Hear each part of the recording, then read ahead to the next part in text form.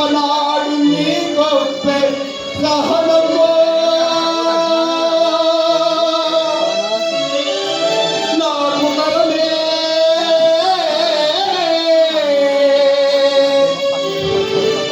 తట్టుగనగ శక్తి నొసగి తండ్రుమయ్యా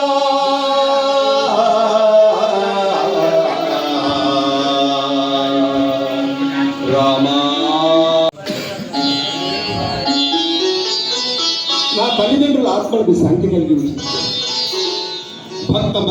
భక్తజనమందారుడైన ఆ శ్రీరాముణ్ణి మనసారా ధ్యానించి ఈ భాగవత రచనకు నాంది పలుకుతాను. నా జన్మ సార్థకం.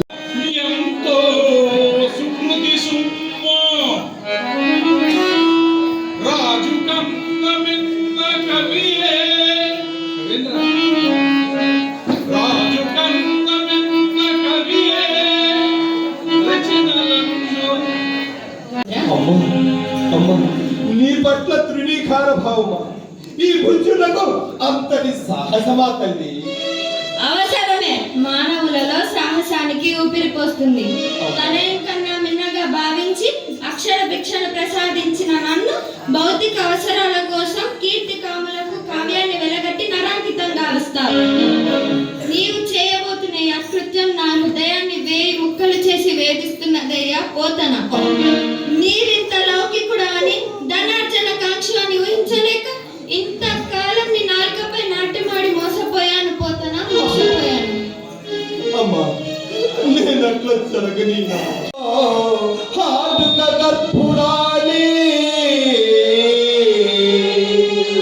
నిన్ను కటికెందుని పోయి అల్ల కర్ణాట కిరాట కీజకులకు అమ్మను.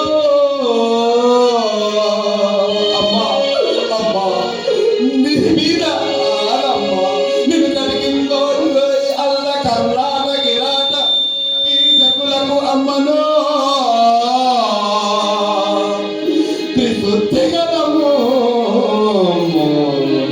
భారతీ